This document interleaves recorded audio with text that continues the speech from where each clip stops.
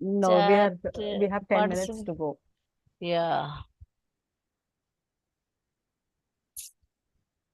How long does this meeting go? 2 hours? Only two keynote speakers. I know how long will it go? I mean, this one Zoom, if One you and a ask, 1.5 No, this is a hours. paid one, so it will go Mm, on. Okay. Otherwise, it's 40 minutes. That's what in Vidyarthi, it just gets cut off after some time Yeah. if you have a long meeting. Mm. So it's getting live streamed also. It's getting recorded. I'll call Joshua and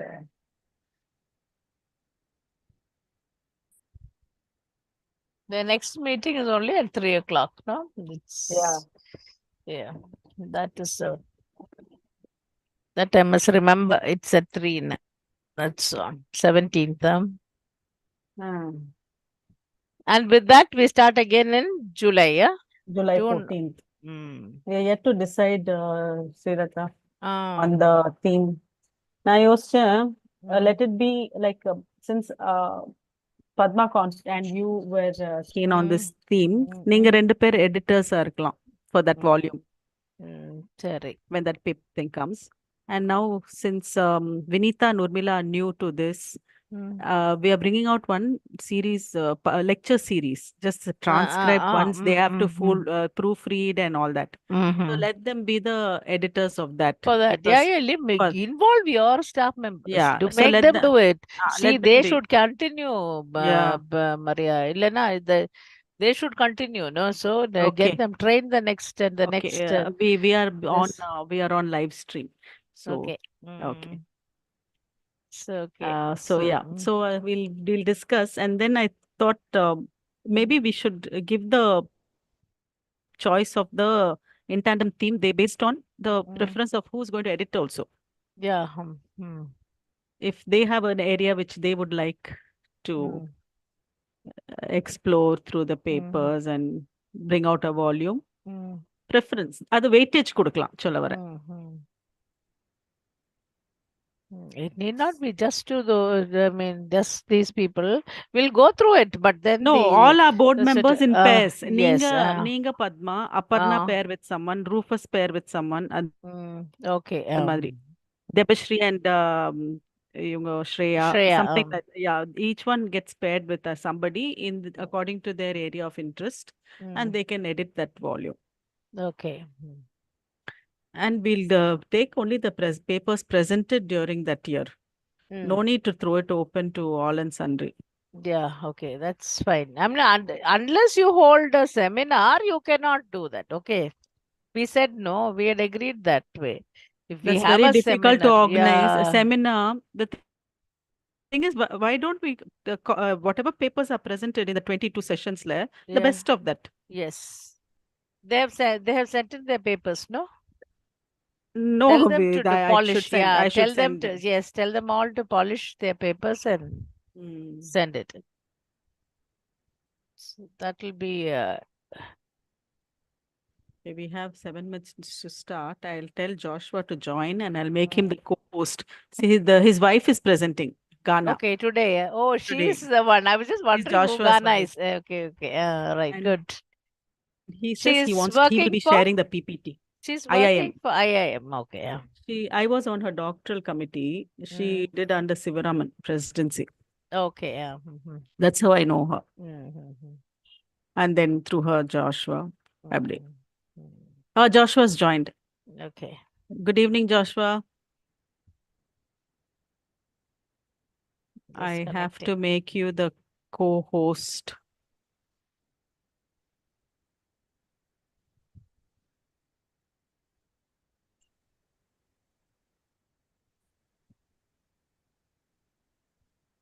Connecting to, no, that's Yashika. Good evening, Yashika. Yashika is also. Good evening. Good evening. Yes. Good evening. Good evening, Shweta. Joshua, I made you the co-host, Joshua. All right, ma'am. Okay. So if you want to just check if your PPT is working, you can. Right. I'll do that. Just a trial, yeah. I'll have my cup of tea and come. Sure, sure.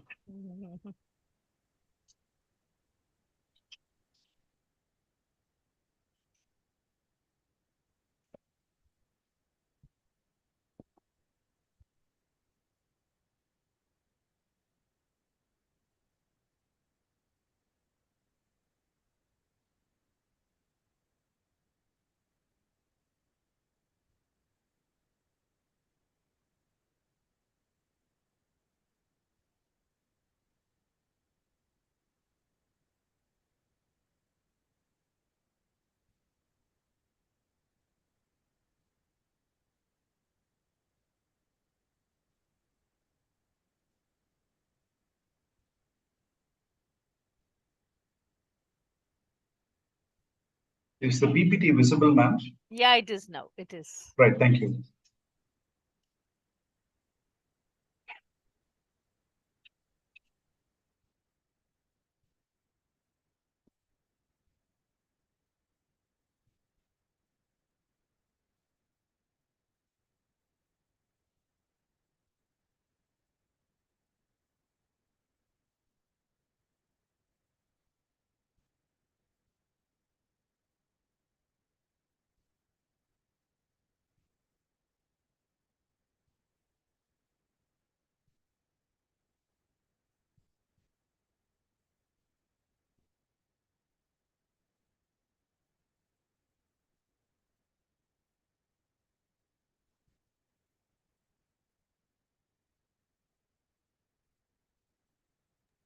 Yashika, are you ready, ma? I don't see your mic on.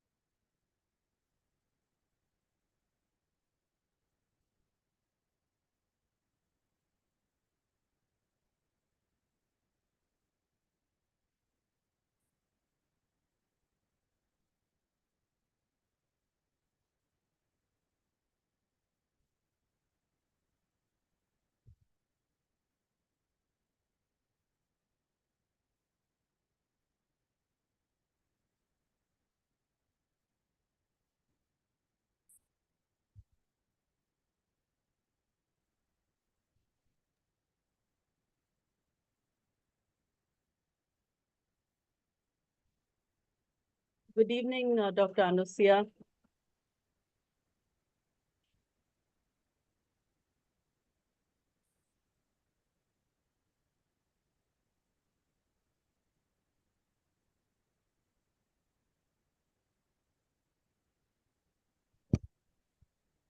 Good evening, ma'am. Wait, I haven't forgotten. Good evening. Good evening, ma'am.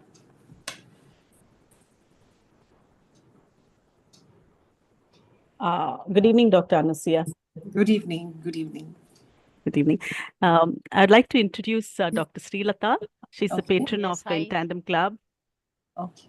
And Hi, Hi, yeah, hi. Mr. Joshua, who's Yes, we also know our board Mr. member. Joshua. Hello. Mr. Hello. Joshua. Yes. Yeah. And Ghana, the speaker for today, Yeah. co-speaker. The both of you are doing the keynotes today. Okay. Ghana is in IIM, and she's also Joshua's wife. So, Okay. okay, yeah. Ghana and I were together in HCU. Oh. Okay, Ghana, okay. Ghana was pursuing her MPhil and I was doing my PhD. Good, good. So I'm glad you know each other. That's how I have known Ghana. Yeah. Yeah. So I think you can have a little interaction before we start. And Okay. So they, it hasn't yet started, right? I yes, can hasn't see yet her. started. Okay. We don't have, I mean, 5 all more the, minutes, sir. but yeah, we can wait for 2 or 3. Yashika, we can Yeah, wait we- for about 5 minutes. Okay. You can start at 7:05 actually. All right. So this is now 7. Okay. Fine.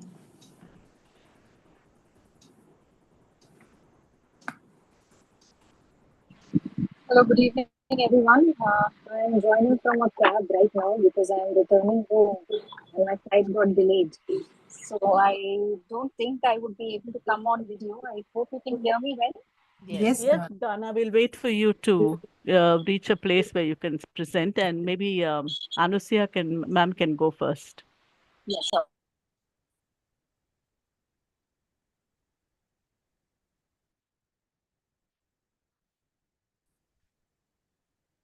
Dr. Vidya is an assistant professor at Christ, and she was one of the speakers during the initial part of In Tandem for the academic year 2023-24.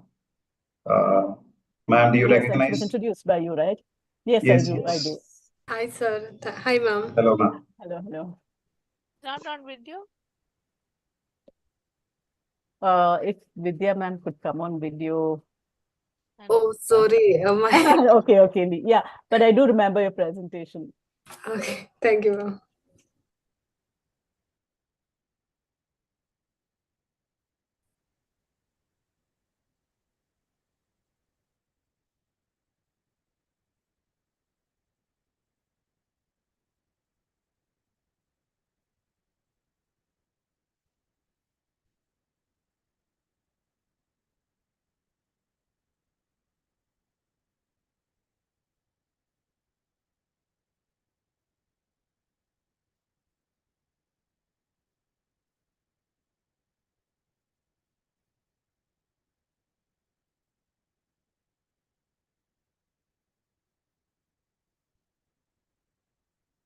Dr. Urmila Chandrasekharan, she's also a board member of In Tandem and a faculty member at Queen Mary's. So she's also in the meet now.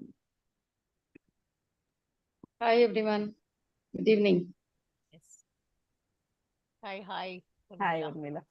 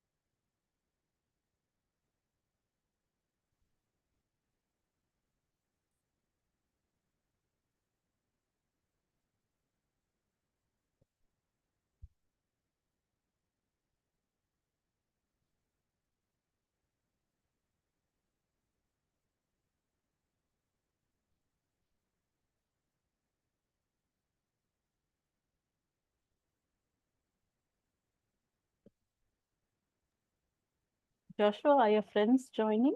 Do you need to remind them?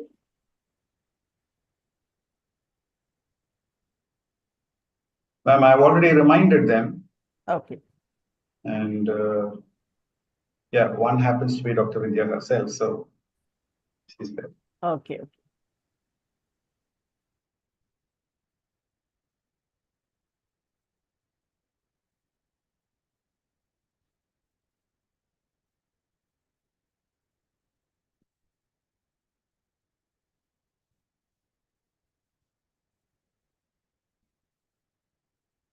Nancy is out of station, hence Zoom. I'm doing operating from my account. Okay, okay.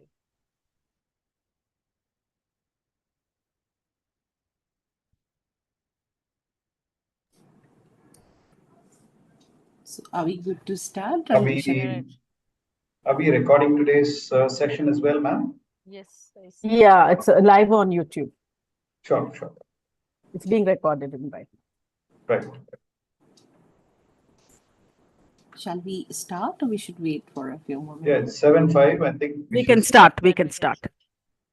Okay, so before I start, I just wanted to let you know that I have not prepared any PowerPoint presentations as such, and I'll be reading out from whatever I have been making notes so far for this particular talk, and I hope I'm audible to everyone. Yes, yes, you're audible. Okay, thank you.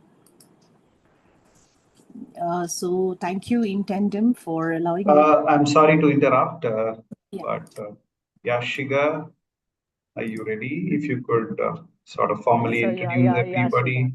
Yes, Yeah.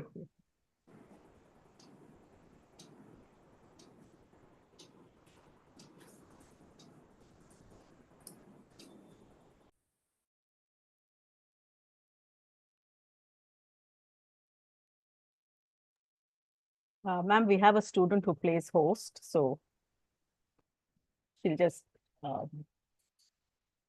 make a few formal announcements. Yashika, please start.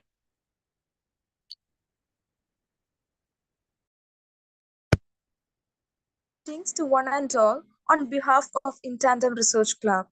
I heartily welcome you all to the fortnightly symposium of In Tandem Research Club of the Department of English, Queen Mary's College. I am Yashika Nandini of English Literature, your comparer for this mellow evening. Extending my heartliness to the faculty members, research scholars, and PG students who are present at this forum, I'm glad to welcome you all to the symposium of the academic year 2023-2024 titled Interdisciplinary Literary Studies with today's topic Literature and Anthropology. Today, we have two inside keynote speakers to enlighten us. I'm honored to introduce them. Dr. Anushya Pal, Assistant Professor of English, School of Languages and Literature, St. Joseph University, Bangalore, is here on the title From Theatre to Culture, a narrative of speculative anthropology in the performing space. Dr. Anushya Pal holds her PhD from the Central University of Hyderabad, Telangana on gender and theatre. She had worked with the ICSSR Institute, Omyo Kumar Das Institute of Social Change and Development under Ministry of Human Resource Development, Guwahati, which gave her a prolific exposure to understanding the issue of sustainability, livelihood, and ethnic conflict. She had been the managing editor for the Parivriti, an annual national refereed journal of multidisciplinary studies, and the assistant editor of the Journal for Social Change and Development. Her translated play, Uraka, has been published by Sahitya Academy. She has been a regular contributor to national and international peer-reviewed journals on language, literature, and culture. Her areas of interest include gender and performance, translation, and ethnic conflict. We are glad to have you here, ma'am. Next, Dr. Ghana J, Assistant Professor, Department of Business Communication, IIM Jammu, is here on the title Reading the Intersection of Anthropology and Literature. Greatly interested in researching Blue Humanities and scholarship of teaching and learning, Dr. Ghana also had her heat on the area of teaching of language, communication, and literature. Welcome, ma'am. We are glad to have both of you in this amidst. Now, I request Dr. Anushya Pal to come forward on her title From Theatre to Culture, a narrative of speculative anthropology in the performing space.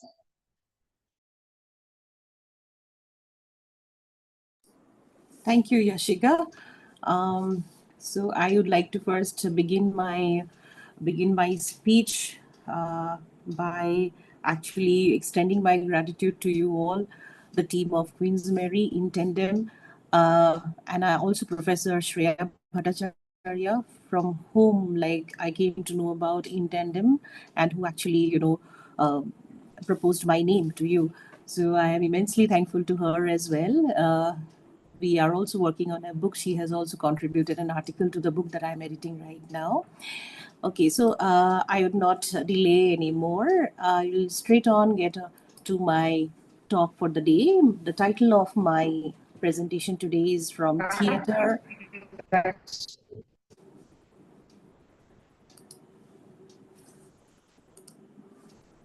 Am I audible to you all? Yes, you're audible, ma'am. Please go ahead.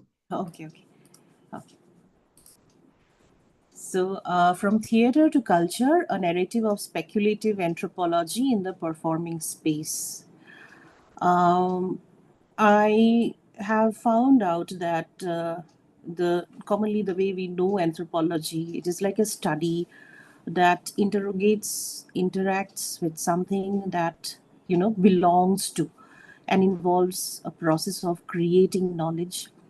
And this knowledge creation happens when the one who's finding about the knowledge, tries to identify the gap between the experience that is near and the experience that is distant. Now, these two terms, experience near and experience distant, is something that I have borrowed from Heinz Kohut. Heinz Kohut is the president of he was the president of American Psychoanalytic Association and was also the president for International Psychoanalytic Association way back in the 60s and 70s. And he had tried to understand the concept of narcissism. And while trying to understand this concept of narcissism, he was the one who emphasized on the association of the self with the object, anything that is outside the realm of the self. And therefore, he, conceptualized the idea of self-object, like making the other significant in a way to, regulate the self, to give meaning to the self. How do you, bring in the other, the object, in making meaning to your own existence or entity. So, therefore, experience near helps one to connect and identify the self with the objects around. And experience distant is something where one finds things not readily acceptable. The scholar or the researcher becomes more and more skeptical about what is being found, what is being seen. So, an anthropological approach at times enables the readers to get closer to the situation under study, and at other times becomes empowering as the readers start judging while decoding the relationships between language, speech communities, and social inequality. Anthropology studies the performance space largely to know other human institutions such as religion, political life, gender relations, and ethnic identity, and to interpret its cultural meaning apart from other institutions, the conditions under which it occurs, and its place within broad patterns of community life. Anthropologists like Victor Turner included great deal of performance material in developing the concepts of liminality and reversal in human action while studying the Dembu ritual. Dembu ritual is from Rhodesia, and he had extensively studied that ritual. And then we have Richard Bowman on oral literature, who had found that oral literature as communication. It identifies the performance events as, in a context where there is a fusion of the text and the context that the text presents. And then we have Richard Shetner identifies the intrinsic relationship between performance reality and the events of the real world in which the performance enactment happens. Theater as performing anthropology was first used by some theater people like Peter Brook, Georgi Grotowski, and Eugenio Barba, and especially explored by Barba. Barba calls this as theater anthropology. The case of Victor Turner using performance in anthropology classroom in one of the universities. I think it's the University of Virginia.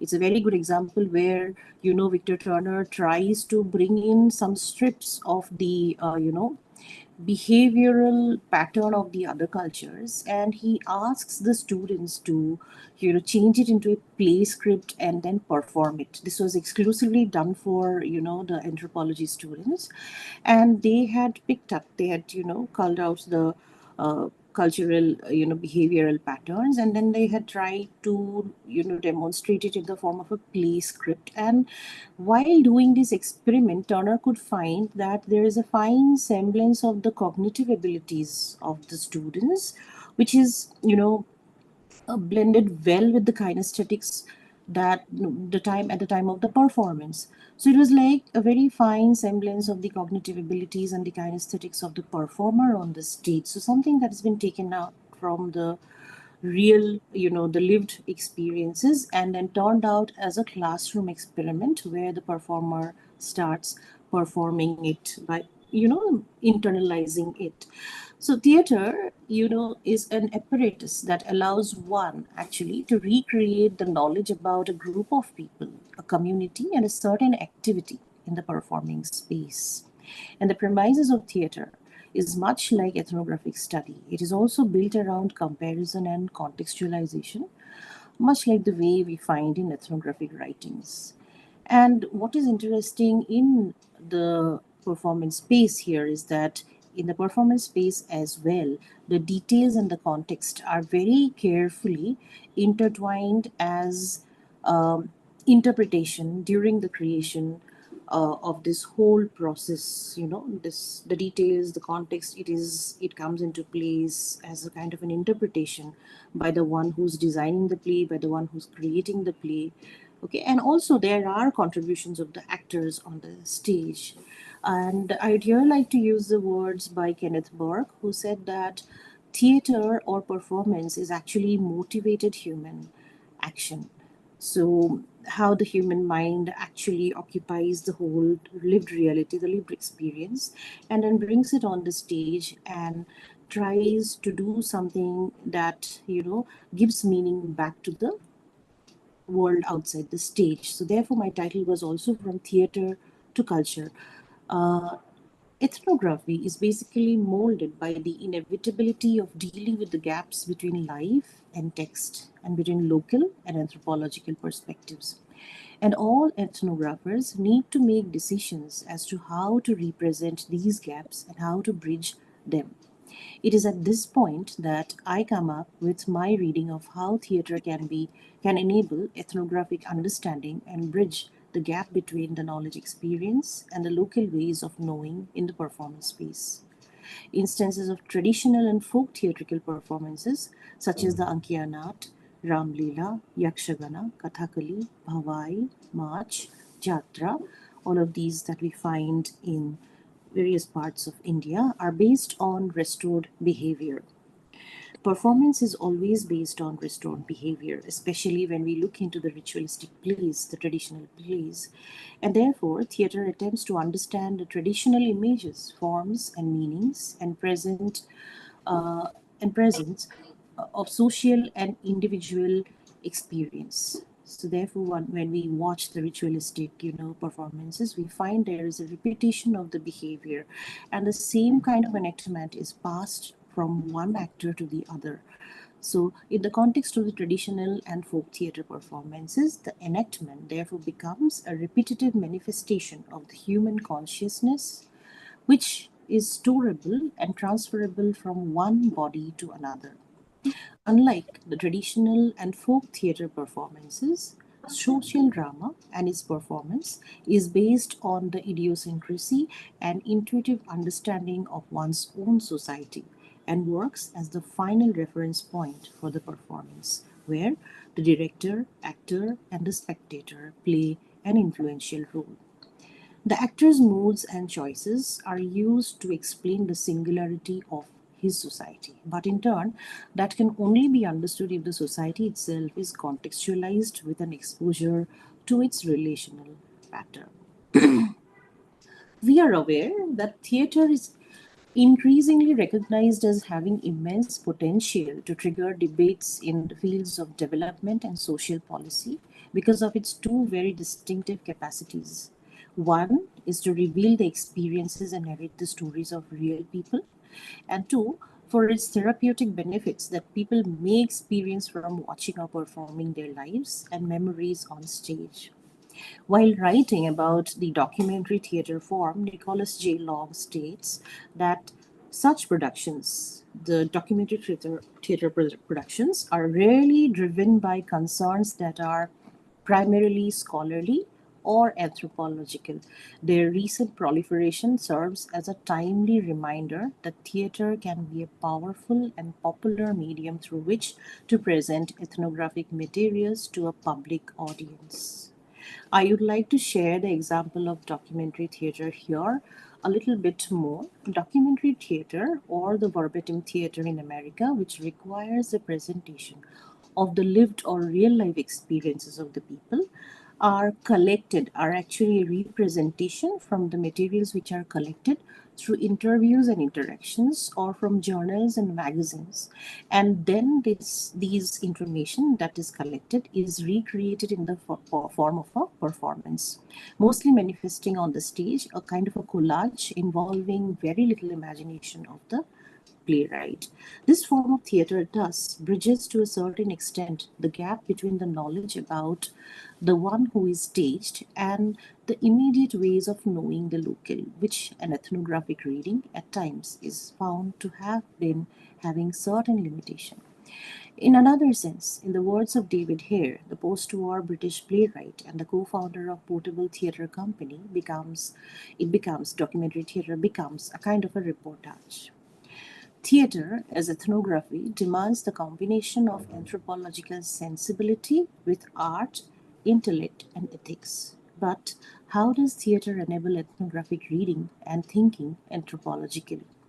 How does theatre investigate the tension between the diversity and cohesiveness of cultures, especially in a country like India? How does ethnography evidence the social and the cultural context of theatre? The theatre practitioner, in this sense, has an integral role to play to perceive the anthropological knowledge that the natives have. At one point of time, at this point of time, I would like to share something from the place I belong to. I am from Assam, and at this point of time, I would like to talk about the jatras which were actually brought to Assam from Bengal during the later colonial era.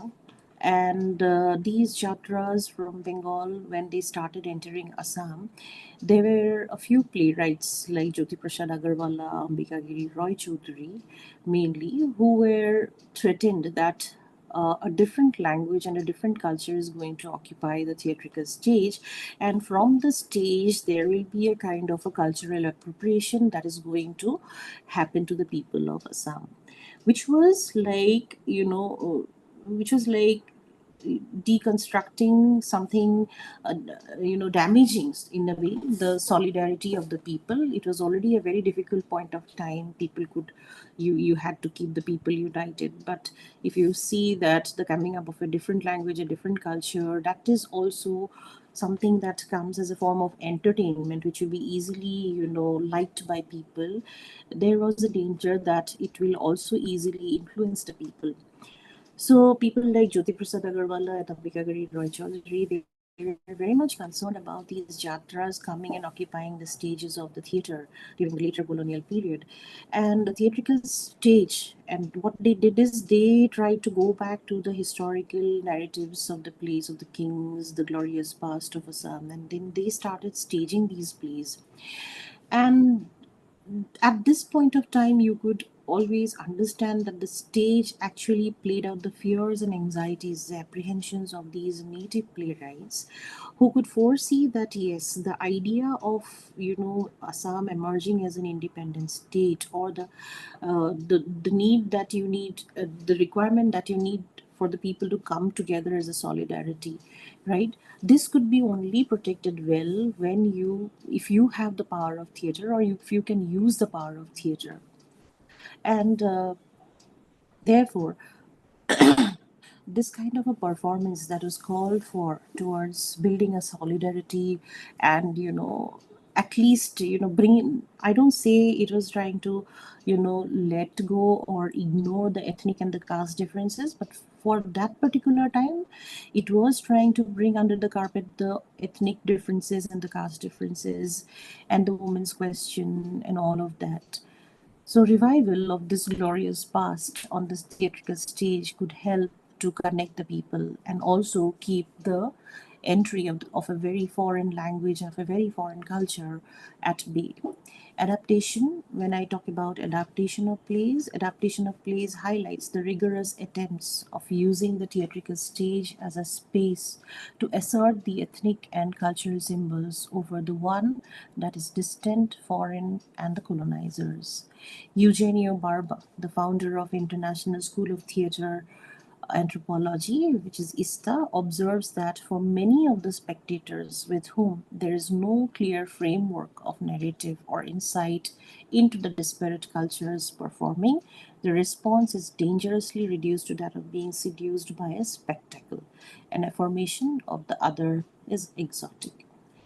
In one of my articles on Brahmyaman theatre, that is the mobile theatre, I was just a while ago talking about the new kind of a theatre that had come in Assam with the threat of the Bengal Jatras coming in. So the Brahmyaman theatre is basically an offshoot of that Jatra, which was there in the later colonial period and which came to be evolved as the Brahmyaman theatre. It is known as Brahmyaman theatre in Assam because it is always on wheels and it has the form of the Jatra, but the content, the essence is something that has been later on, improvised and appropriated to suit the people to whom these kind of theatrical performances were taken, to suit the taste, to suit the expectations of the people for whom these kind of theatrical performances were taken. So in one of these articles that I have written on Brahmyaman theatre, that is the mobile theatres in Assam, I had tried to critically look into this idea of affirming the other as exotic, as was put forth by Barba.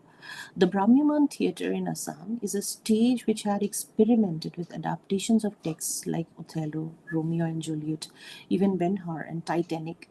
And this particular list actually echoes a desire to present the West as exotic.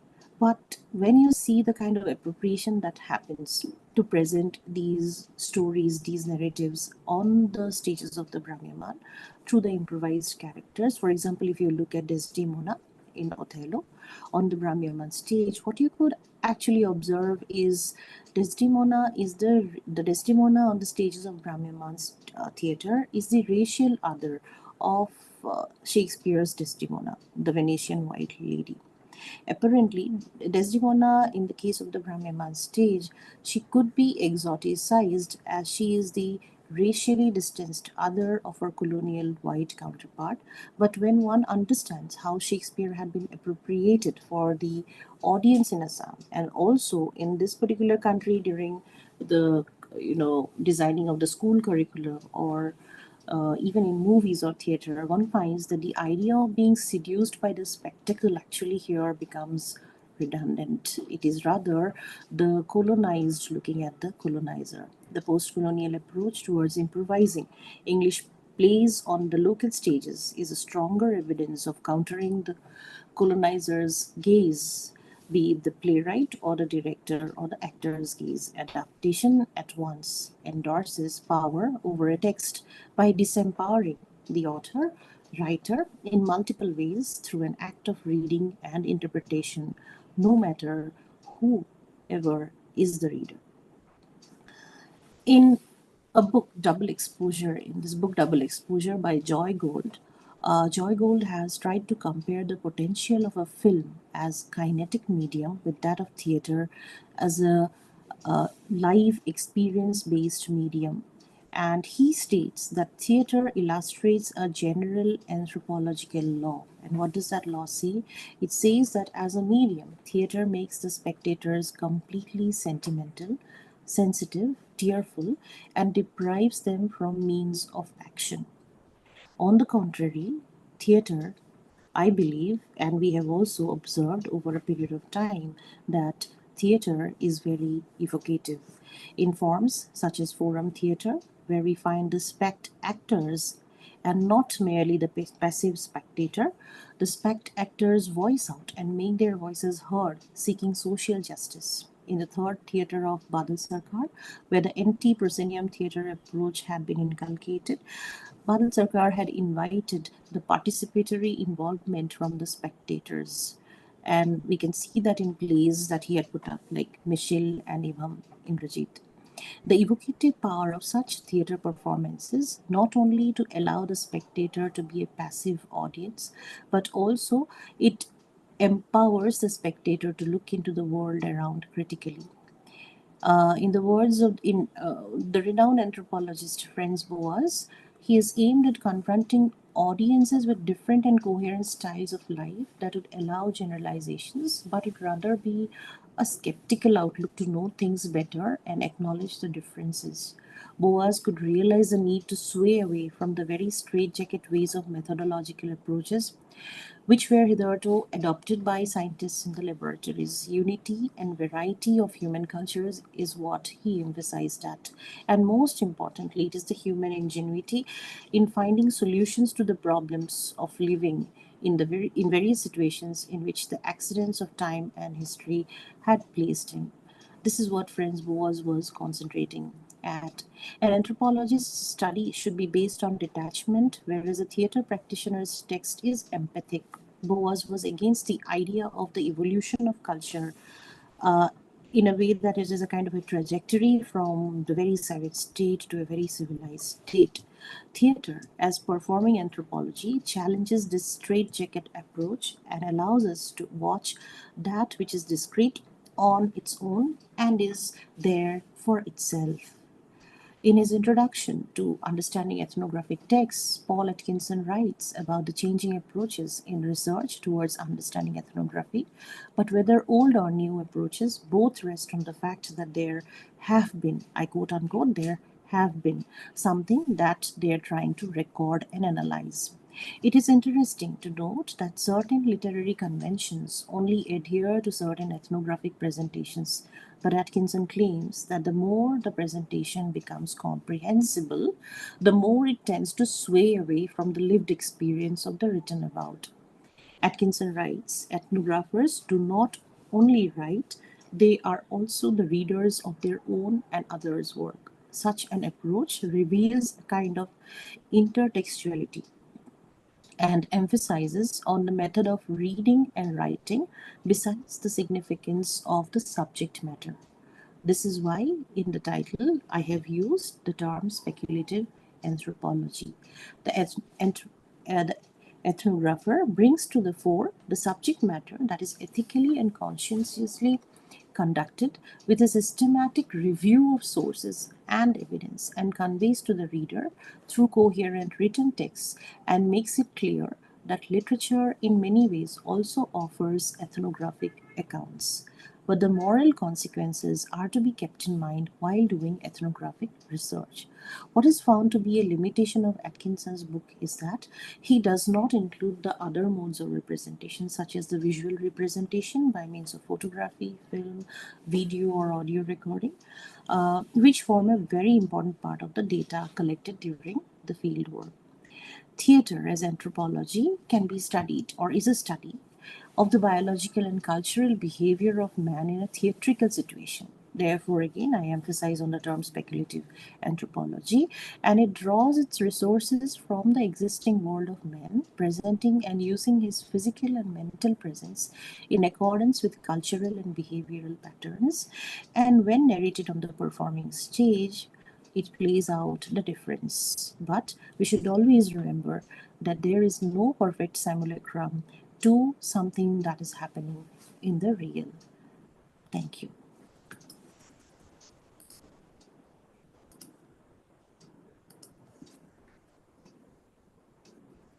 Thank you, ma'am. Yashika? Thank you, ma'am. Now, I request Dr. Ghana to come forward on her topic, reading the intersection of anthropology and literature. All right. Thank you, Yashika. At the outset, I hope everybody can hear me well. At the outset, let me thank Preeti ma'am for relentlessly asking me to be a part of this tandem event. I was supposed to have done this a little long ago, but I'm happy to join, even if it means I have to make this presentation while I'm on the move. So if there are any traffic disturbances, please forgive me. I should reach home maybe in some time, and there should be lesser disturbance if at all we are going to speak until then. I've also asked to be reminded of my time in case I exceed the 25-minute time. Please let me know so that I will also ensure that nobody's time is eaten necessarily. So what I'm going to do today is not give you a large sense of what is anthropology or what is literature. I think partially Dr. Anasuya has already done that. I would rather try and give you a snippet of what it means to engage with anthropology if you're doing literature. And yes, the PPT is visible, and I will tell you to move on to the next slide, and you can move accordingly. Thank you. So what I would be doing is giving you a sense of what it means to do anthropology within the literary domain, and I'm going to use Amitav Ghosh's Ibis trilogy as an illustration of this, largely because I have, of course, worked on this for my doctoral dissertation, and it has been a pleasant sort of an instance for me to go back to my thesis and see what it was that I actually did. Now, why would I choose something like this, apart from the fact that I obviously worked on it? It is also because although the Ibis trilogy, especially the last edition of it, which is Flood of Fire, was published in 2015, you will see that the entire trilogy is pertinent even to this day. So much so that Amitav Ghosh himself has come out with yet another non-fiction account that is based on the Opium War, which is the large foundation for this entire trilogy itself. So it's not something that one can possibly put aside and say it was a work that was published long ago and I don't think it is relevant anymore, but it functions more interestingly as a good example for us to see how anthropology and literature works. Can you move on to the next slide? So Amitav Ghosh himself has been trained in anthropology. He worked extensively on certain ideas of how to deal with anthropology essentially in terms of its narrative account. So many of his non-fiction works also echo or reverberate this particular sentiment to a great extent. Yes. So you can move on to the 2-3 points that are a part of this slide, where I've just mentioned what is going to be in the entire presentation. One is I will discuss the literature and anthropology intersections next. I will also be ensuring that I will touch upon 3 very important aspects of Amitav Ghosh and Ibis trilogy, just as tangents that many of you can possibly explore. I assume that a lot of you are also students who are in the audience, and I'm sure that using these as some pegs, you can make certain incursions into Ghosh's works, not just Ibis trilogy, but also a lot of his other works where many of these things continue to be reiterated by him. So that would be the large set of things that I will discuss. Can we move on? All right. So the trilogy is called Ibis trilogy because it is named after this schooner, which is the Ibis, that has a history of having run as a slave ship, where it moved. And when the slavery was abolished in America, many of these ships did not really have much work to do in terms of the history that it carried. So now a new kind of a history needed to be created with them, and these were schooners, and these schooners were sent back to places like India, I mean the Indian subcontinent at the time. And just like how slaves moved from, as a part of the transatlantic slave trade, you also had what are called indentured laborers who moved from different parts of the Indian subcontinent to places like the Mauritius, which is one instance that you will also see in this trilogy. So the trilogy is called Ibis trilogy, named after the schooner, also as a way of propelling the entire narrative. So people get on to this schooner, and from there, their stories are in some ways created by Ghosh in the 3 works that we encounter. So that's the logic of calling this entire work Ibis trilogy. Can we move on? So just to give you a sense of what each of these works actually try and do. The 3 works are Sea of Poppies, River of Smoke, and Flood of Fire. And they are all telling us about the Opium Wars. Opium Wars, as you would know, has a very rich history, which I would urge all of you to go and familiarize yourselves with. I don't think we have the time to be able to go through all of that today. So the large point of intersection for us here is how the Opium War, which involves the British English East India Company on the one hand, the Chinese traders on the other hand, as well as the Indian traders who were functioning from various parts of India on the other hand, and also the indentured laborers who were a part of this entire process. So these people and their stories are created for us in the trilogy. And an important point to note, which I will come back to at a later point in time in the presentation, is the fact that all of this is based on archival work that Amitav Ghosh has done, which is what makes it far more anthropological. Meaning to say that he has continuously worked to create a certain body of research around the Opium Wars, especially from the point of view of South Asia and very specifically the Indian contribution to the Opium Wars. So I'll spend maybe a couple of minutes trying to contextualize the Opium Wars for you. So the Opium Wars are, in that sense, a crucial moment in world history because I'm sorry? Is somebody speaking? Please mute because you're disturbing the speaker. Abisha, I don't know, someone,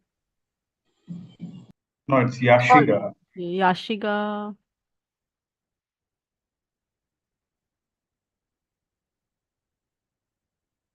Okay, no problem.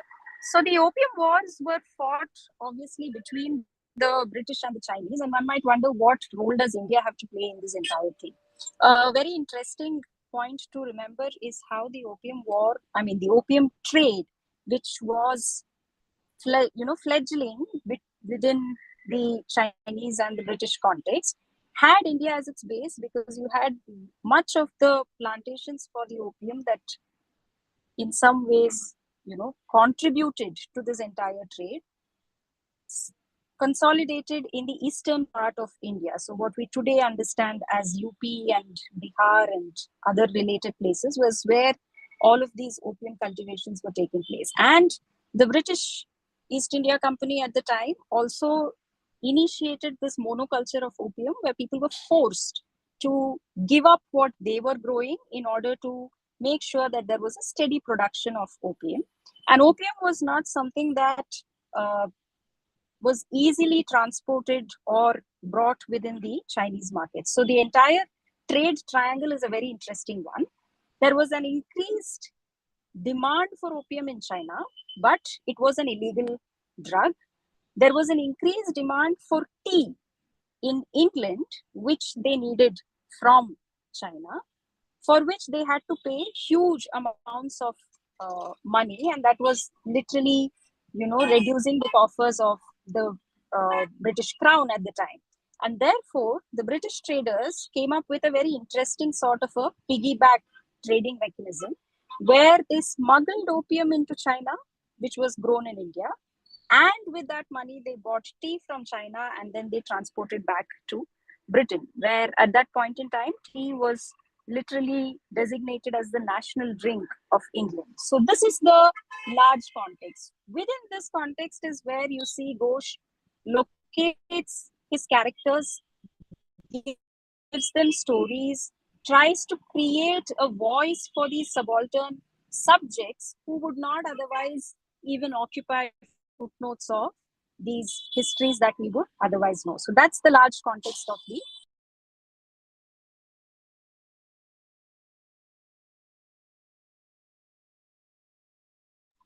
Next slide.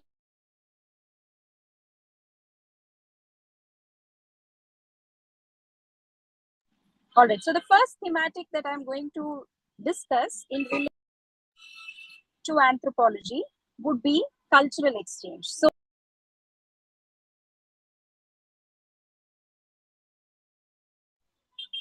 So any account of anthropology can we move on to the first one, cultural exchange?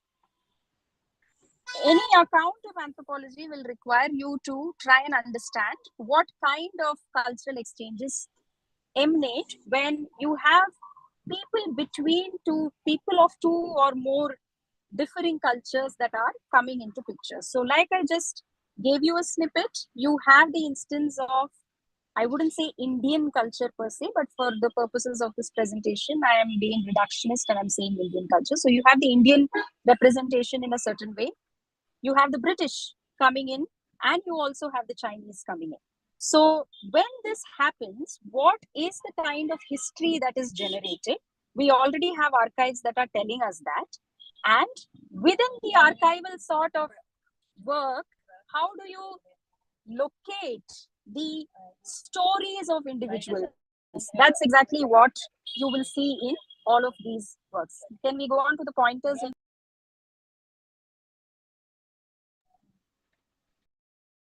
You can run them, yes. So the trilogy, like I said, is depicting for us the encounters that take place between the Chinese, the British, as well as the Indians. And all of this is happening within the Indian Ocean region. And as a result of this, you see that there is a lot of a wealth of information, in fact, that Ghosh shares, which you would encounter in works related to the history of the time. But what makes the literary aspect of this anthropology interesting is that there are stories around it. So, for example, like I said, it starts with Ibis, the ship that has a history of slavery, which now has a history of indentured labor. Within the Ibis, you have specific kinds of characters who are brought to the fore, like Diti, Kalua, Neil, and others, who are not otherwise significant, subjects of history. So what he's then doing is using the kind of historical accounts that exist at the time that demonstrate this kind of cultural exchange that actually happened, where you have instances of several slave ships that have run other kinds of work once slavery was abolished.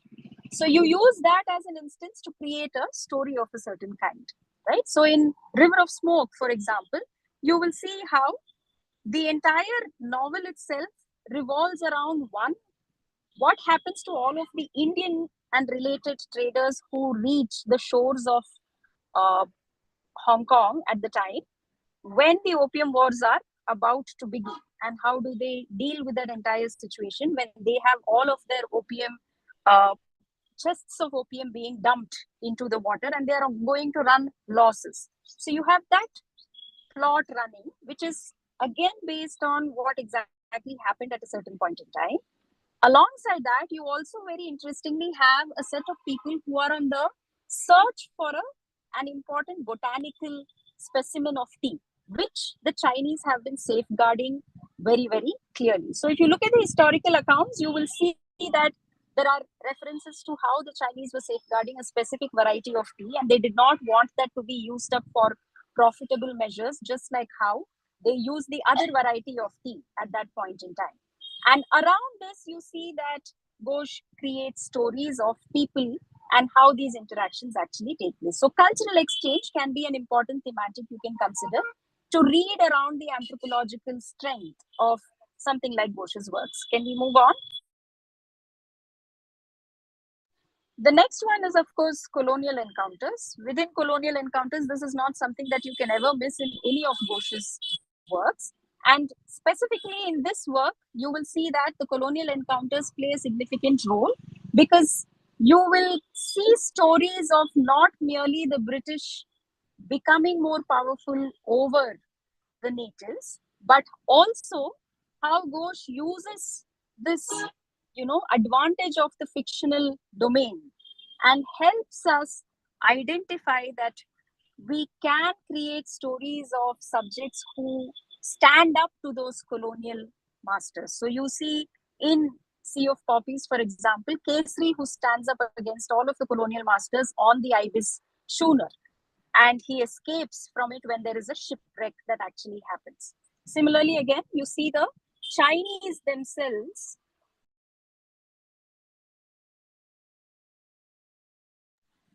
So the Chinese again are safeguarding that one particular botanical specimen, and they subvert this entire presence by telling us that you people need to believe us about the fact that this entire specimen of tea does not actually exist. There are merely paintings that have been done about it because a lot of the naturalists who came from Europe have been fantasizing about a specimen of this kind, but believe us, we do not have it.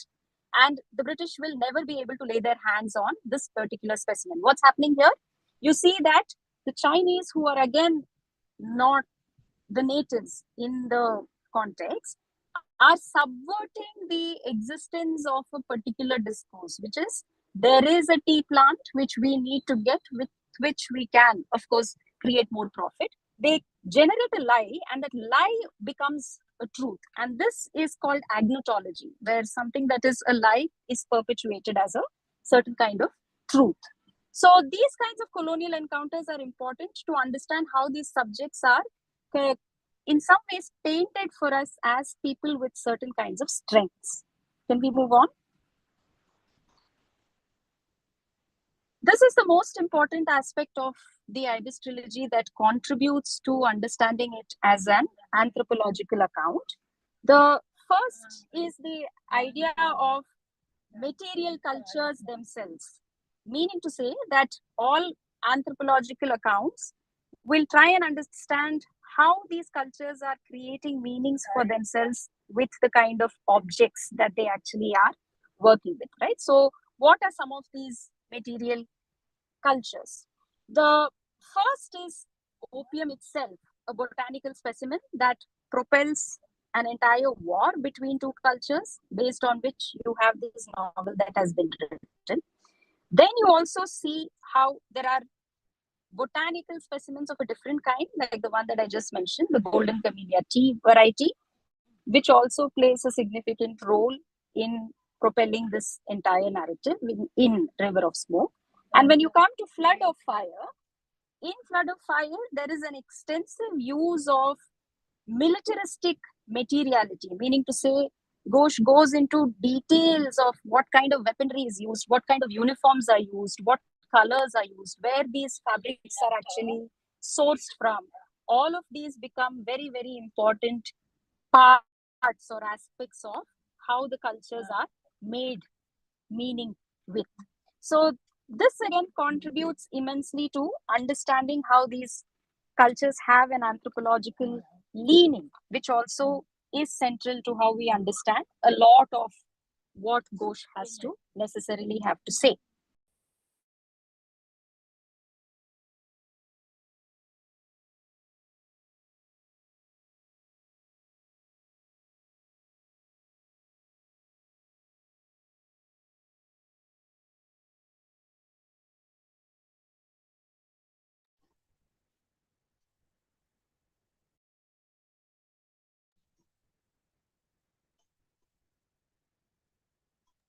You have muted yourself.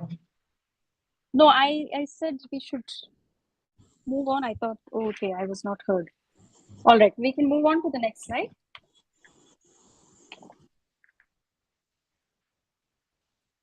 All right, now I will introduce a few frames and approaches that you can find useful within the context of doing anthropology and literature, again, using Amitav Ghosh as an illustration. First is the fact that, like Dr. Anasuya also mentioned, ethnography plays a very crucial role in terms of determining a certain method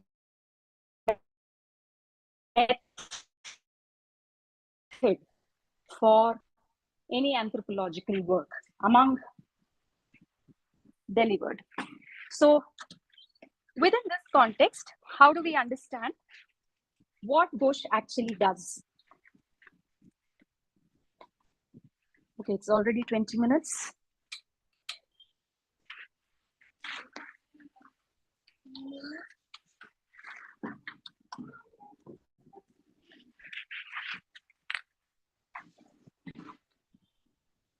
Am I audible? Yes, you're audible. Okay, yeah. So you see that all of these three novels, like I already mentioned, they stem from very extensive research that Ghosh has, taken up. What is resulting from this is the narrativization of history, meaning to say that we now have stories that are created based on these histories. So even if you were to read his non-fiction works, you will see that this sort of a trend is prevalent even in his non-fiction. So very often people, confuse his non-fiction also to be fiction of a certain kind. That's one aspect where you're now creating stories of the kind of history that you are generating. So instead of merely being a factual representation of what happened during the Opium Wars or what happened with the sepoys who were there, who contributed in these Opium Wars, you also have a specific kind of story world that he necessarily builds, which in itself is emanating from an ethnographic approach. Can we move on?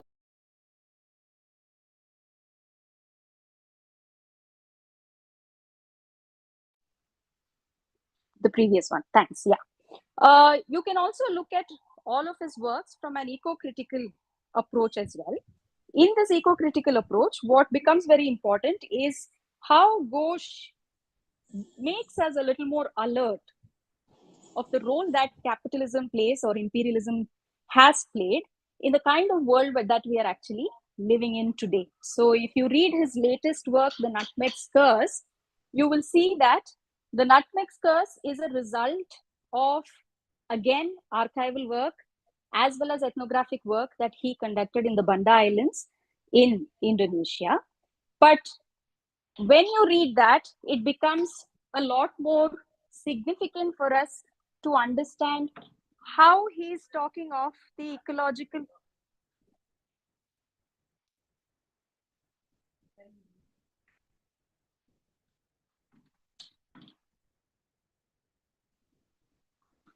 Are you there? Yes, can you hear me? Yeah. Yes, sorry about the constantly going off. So within an eco-critical or an ecological sort of an approach, he's also telling us how, for example, with the opium cultivation, there were several hectares of land that went into a certain kind of monoculture at that point in time, as a result of which families also were left to die of poverty. And the cultivation of opium in turn contributed to a huge discourse around capitalism. For example, one of the most important aspects of colonialism itself is this gift apparently called the free trade, where there should be trading that needs to happen without any kind of hindrances or obstacles. So within these sort of contexts, opium became one such commodity which was argued for more and more instances where you would do the same without being hindered in any way. And therefore, that became a justification for the Opium War. How can the Chinese actually stop us from trading with, in opium, and to be able to teach them a lesson about how free trade needs to be done without any kind of an obstacle? We will wage a war against them. Now, that again had its own ecological bearings in terms of furthering the discourse of capitalism to a great extent. And a very important point that comes up from this sort of an approach is how we become a little more attuned to the human non-human interconnectedness. So again, I will use the illustration that I used at the beginning just so that we clarify this better. The ibis, which is a ship or a vessel, is not simply just a ship. It has a character of its own. It becomes a very important sort of an actant within the world of the human things that actually take place. So it's not a mute sort of a ship that is merely functioning as a vehicle, quite literally and otherwise, in moving people from one place to another, but it becomes a very, very important symbol as far as colonialism and capitalism and indentured labor and all of that is concerned. So in trying to draw our attention to ecology, Ghosh is also trying to help us understand that you have to pay a little more attention to the non-human, which you would not otherwise be doing. Can we move on?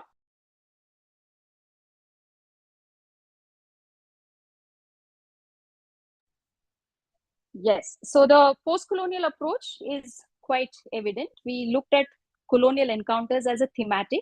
Stemming from there is a post-colonial approach where you will look at all of the larger aspects of colonialism itself from various kinds of post-colonial theories. So you can use that also to try and understand the anthropological bearings that Ghosh's words take.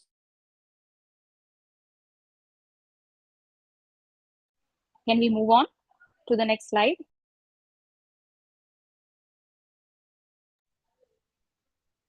All right, so now we look at the last aspect, which is the form, meaning to say that, like I already drew your attention, what Ghosh does in Ibis trilogy is generate what is called historiographic fiction, that is fiction based on history.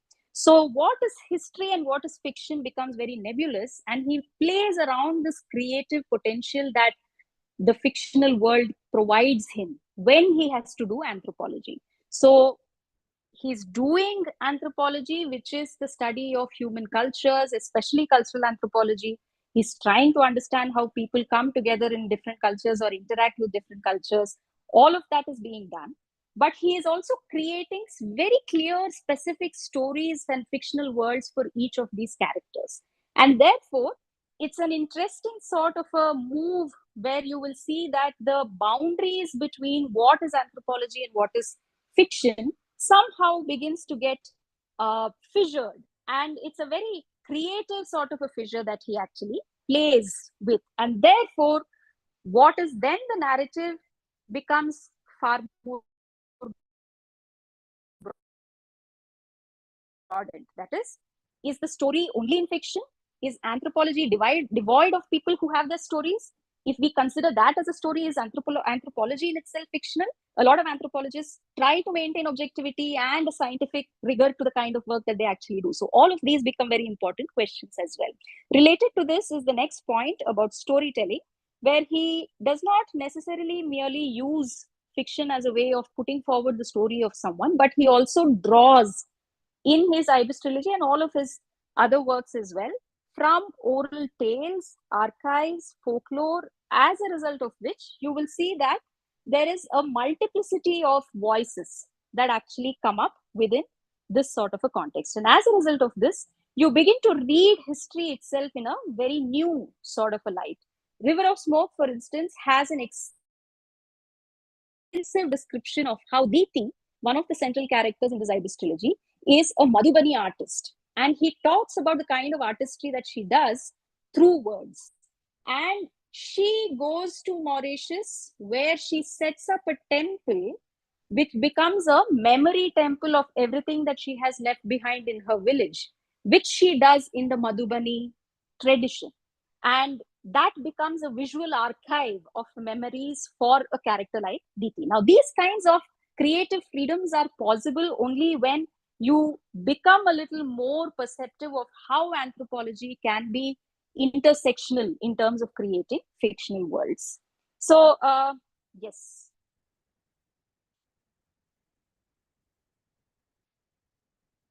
That's about it. I think there is also another 5 minutes message here. So what I have done so far is to tell you that anthropology itself is not necessarily a different kind of a domain, but if you look at it from a literary sort of a perspective, you will see that there are different vantage points that are created. I've used Ibis trilogy as an illustration to be able to do that. One might ask, aren't or isn't all literature then anthropological? Yes and no. Yes, because literature then presents for us one instance of how people think about human cultures and values, etc. No, necessarily, because anthropology also is a discipline that has been established with a certain set of ideas of how to do that discipline, right? So if you're doing physics, you would do certain things in certain ways. For example, carry out experiments in a lab. Similarly, if you are doing anthropology, there are certain things that you ought to do as well. So in that sense, all literature can be construed as being anthropological in some sense, but at the same time, we might have to draw a line in terms of disciplinary boundaries in relegating fiction a certain sort of a position, as well as anthropology its own position. So an interdisciplinary sort of an orientation would definitely help in trying to understand many of these works. So on that note, I'll stop.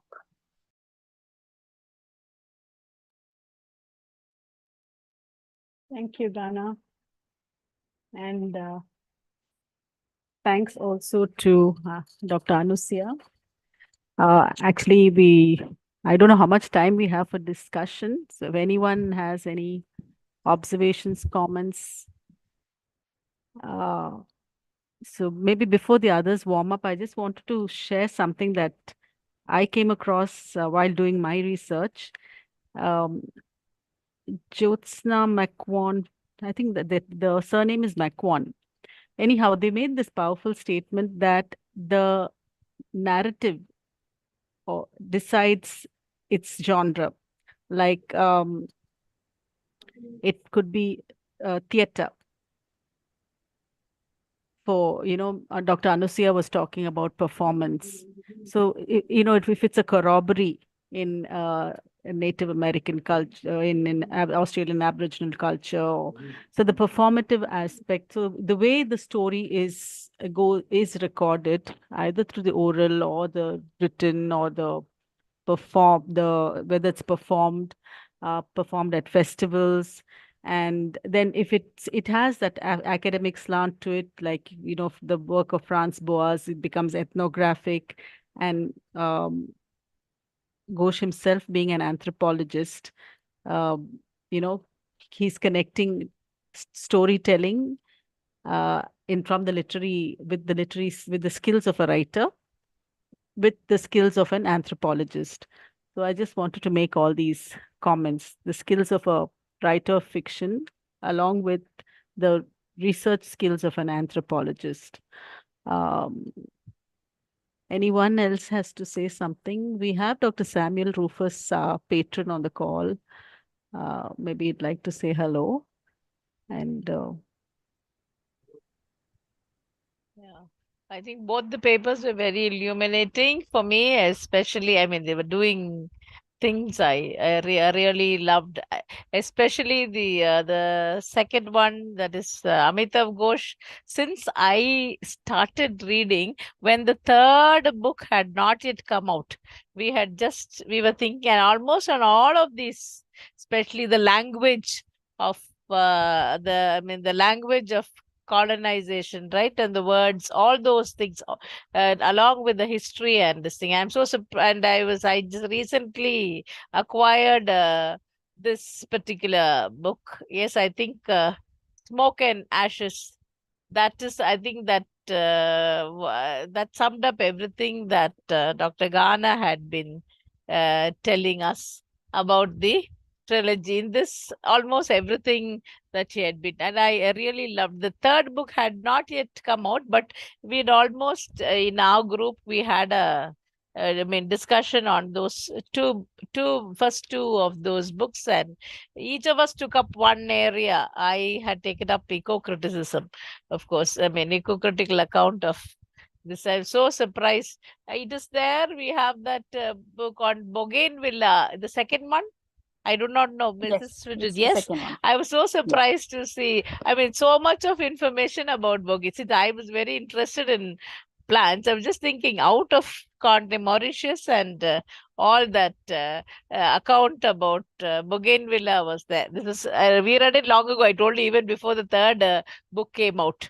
So read the book then. Just not, it was not done like you did as a what do you call it, a totally research project, but still it was that.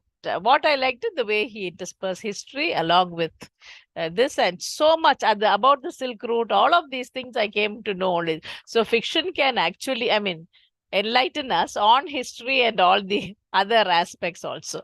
It goes both ways. Through the stories, I got to know how opium was made, what part of it comes to us as the kaskas that we use in the kitchen. What I mean, what is opium, and since I was interested also in works like of Titumir and all that, of Mahasweta Devi, where again indigo plantation, she talks about indigo the forced indigo plantations.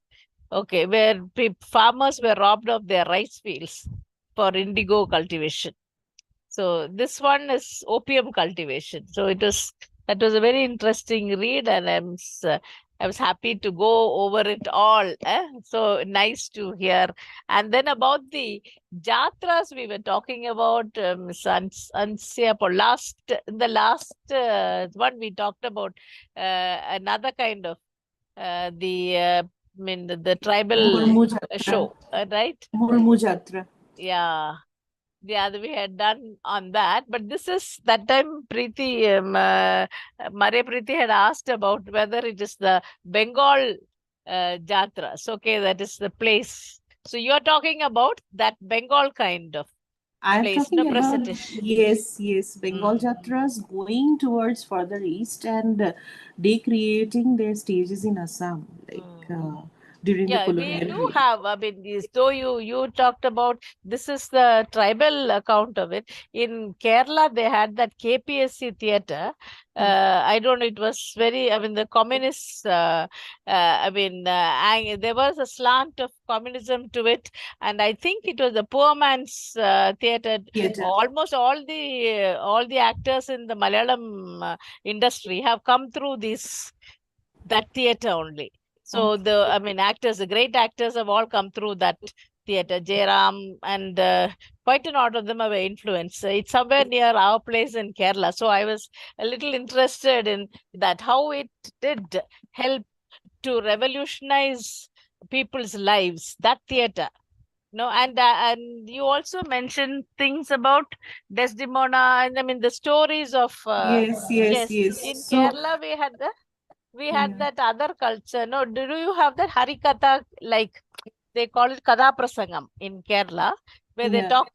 they tell the story. And Yeah. when I have listened to the story as a child of King Lear and this thing told by Samba Shivan, okay, for me it was just like, I never visualized Western culture. It was just the typical people around us. Local cultural Yes, the influence. local culture. As they spoke it, Yeah. so theater as a powerful medium to do. To revolutionize and bring in awareness. That kind of thing. I don't know how. I mean, I looked at it like that. It's a social kind of theater. Recently, also, I saw some of the KPSC plays once again restaged in Chennai. Sometime it is, I mean, it's as an older person now I look at it. But as a child, when I looked at it, that was just a story, and I just went into it like that. Now I see it as in the social context. So how much, a lot of, I mean, so much of history of the, social background goes in at Yes, that yes. time. So whether it is Desdemona, Othello, everybody comes into the Kerala context. Okay, so and it Yes. was like that. We looked at it. So Mm. all stories became universally, applicable to all people at all times, in Yes, all yes, places. Yes. true. And it was it was a powerful medium to counteract all the upper class, the elitism. No, at that time, this. Yeah, that was there, as well as you could see that how elitism again was very oppressive on the the Yeah, the people local around. people. Yeah, because when I was talking about the example of Jyoti Prasad Agarwala, to give you an instance from his attempts to pull up theatre, he had brought out one village girl, and he made her act in the first film. He was also a film director. He made her act in the first film, and after she completed the film, nobody actually allowed her to enter the village. Yeah, Not there's a only, similar story in Kerala yeah, no, too. Yeah. yes, not only her, but her Uh, entire family was ostracized. And uh, when I spoke about Ambika Kiri Roy Chaudhary also told, okay, we will remove the men from the stage, let women only come. So they went across places, they found there were girls in villages, and then they collected them, they got them together, they made them rehearse, they made them play. But people did not have very they were not looked at very respectfully, like you see in many other instances in India.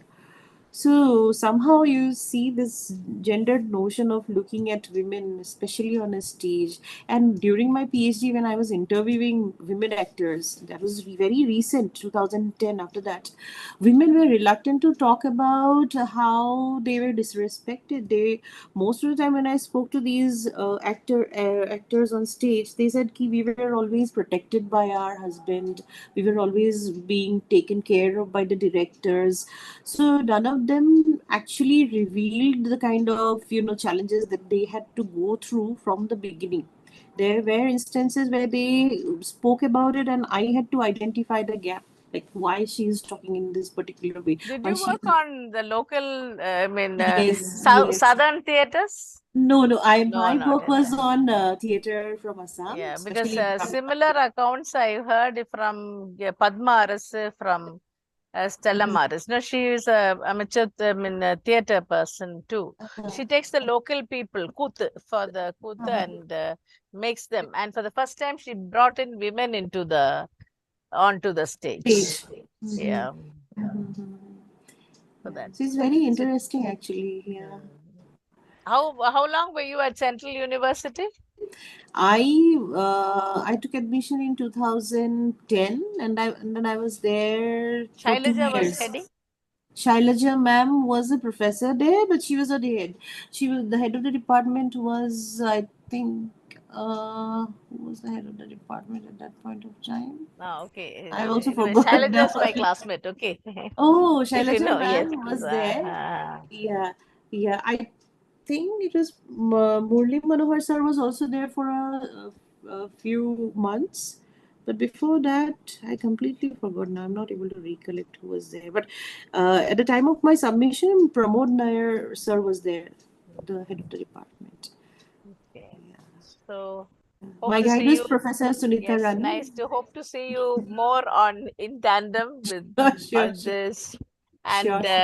I'm seeing Miss Dr. Ghana also. I was very happy wherever she was. I don't know which part of the world she was in, and she was traveling all. She managed to give us a very enlightening lecture today. So what we Thank you, missed but out my on the first session. apologies. Yeah, what you are now in which I have place? reached In Jammu? Huh? Bangalore. I Bangalore. have reached Okay. Bangalore now. Okay. Okay. Traveling Right. from Jammu. Traveling. Okay. It's good. Last time we didn't have a keynote address on anthropology. We had some papers, no? Really, there wasn't one. The first session on this is the second session on anthropology, no? Yes, Literature. yes. Yeah. Yeah. So that was Any made up today. Huh? anyone We'll- else also wants to pitch in? Because we'll close in a few Yeah, minutes. I have a couple of questions to Dr. Anusia. You spoke about Brahmyam and the mobile theater. And correct me if I'm mistaken, if I've grasped it correctly. You said Jatra was a threat to Brahmyam. Was that how you put it across? And if so, why? The second is where do these plays get staged? I do understand that Brahmyaman is a kind of a nomadic theater group that go on where they carry tents and so on and so forth. Who are the audience?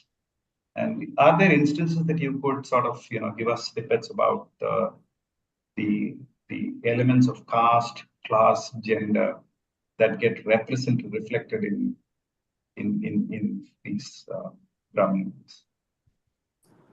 Okay, so the first question is uh, that I stated the Jatras from Bengal were a threat in Assam. Yes, because when the nation was actually being built, and the people from Bengal, people who were involved with the Jatra parties, they were basically trying to create an awareness amongst the masses. To especially bring in that mode of rebel, and rebel against the British. And they felt, because there was already an influence of Bengal in Assam, where the British had taken the English educated Bengalis, and they had given them some administrative positions there. And the people of Assam were already in that, they were already threatened with the presence of the Bengali upper class there in Assam. And when, in the form of jatras, basically the jatra troops started entering Assam, uh, people like Jyoti Prasad Agarwala and the other so-called, visionaries of that time, they understood that if the stage is allowed to be taken over by the language, it is not only the language, it is also the cultural patterns which will be, influencing the people of Assam. Now, in Assam, what you see is a wide variety of, ethnic communities living.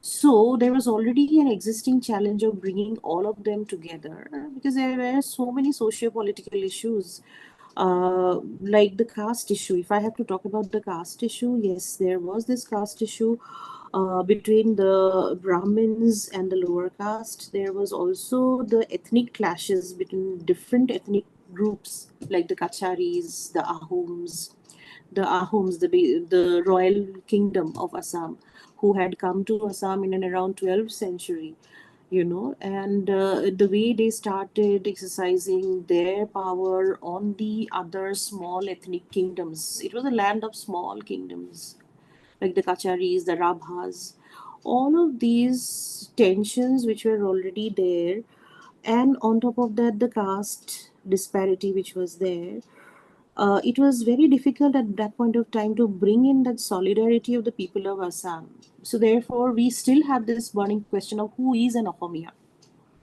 right? It's very difficult to define who do you call an Assamese.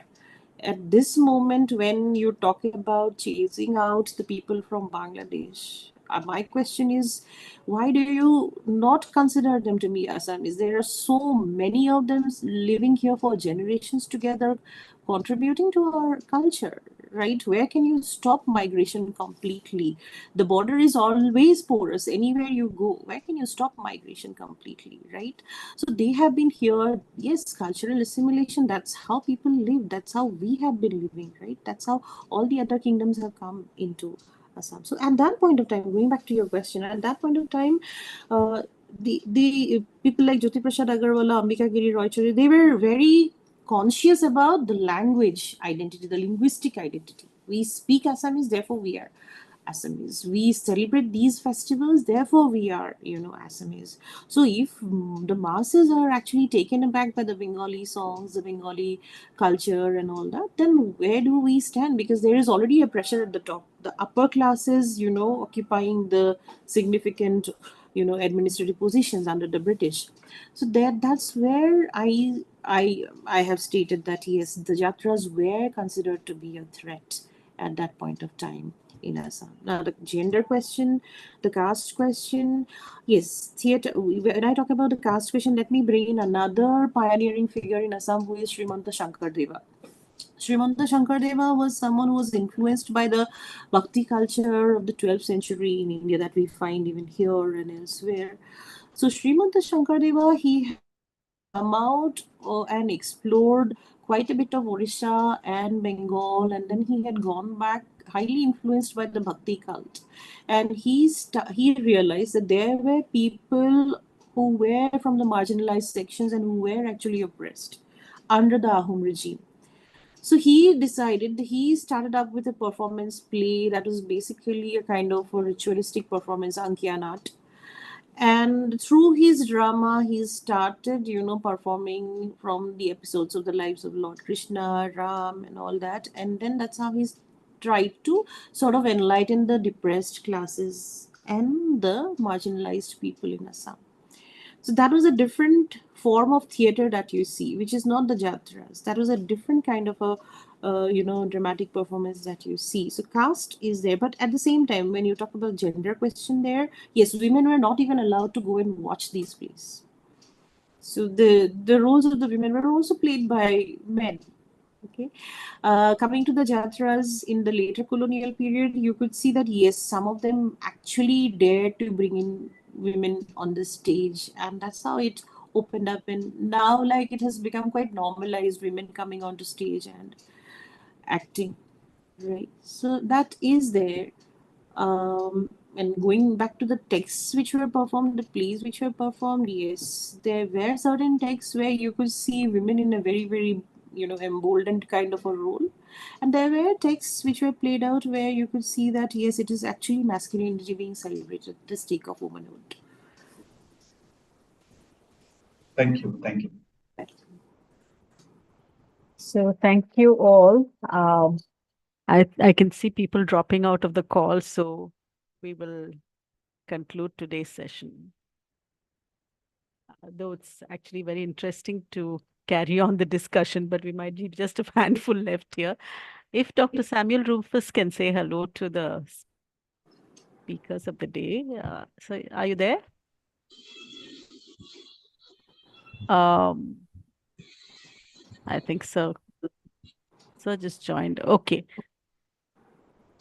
Yashika, maybe you can proceed with the vote. Okay, ma'am. Yeah. Thank you, ma'am. We have come to the end of this session. I deem it an honor to propose the vote of thanks. I thank our keynote speakers, Dr. Anushya Park, Assistant Professor of English, School of Languages and Literature, St. Joseph University, Bangalore. And our next keynote speaker, Dr. Gana J, Assistant Professor, Department of Business Communication, IIM Jammu, for sharing their valuable insight on literature and anthropology. I thank our college principal for her constant support. Our heartfelt thanks to Dr. Maria Priti Srinivasan, Associate Professor and Head, Department of English, for providing this research forum for the scholars. Once again, I thank all the staff members, research scholars who are present at this forum. Thank you all. We will meet again on 17th May 2024 with the topic Interdisciplinary Studies, Literature and Medicine, along with our valedictory session. Thank you all. Thank you, Yachika. So Thank you, once again, thank you, Ghana. Thank you, Dr. Thank you, ma'am. Anusia. Thank you. Thank you. Thank you. Thank you, Joshua. Professor Joshua. Thank you. Thank you so much. Thank you, Yashika, That as was my well. pleasure. And I was really glad that you were, very elaborately trying to sort of, articulate your response to the questions. And it was interesting because, my PhD is also on theater. Oh, I'm on the okay. target of my PhD. I work on Dalit theater in South India. Wow, that's So, interesting. Yeah. Yes. So that's the reason why I was sort of keen because, the previous presentation also made by one Mr. Query along with Hari Krishna Query. Yeah. yeah. So, it was fascinating the way, they took us through Jatra and, subsequently you also spoke about Brahmyaman theatre. Brahmyaman theater. So it was Yes, interesting. That's the reason. Yeah. Yeah. Thank you very much. Thank you. Thank you. Thank you. Thank you, Srilata. Thank Thank you, Good night, Rufus. everybody. Thank you, everybody. Good night.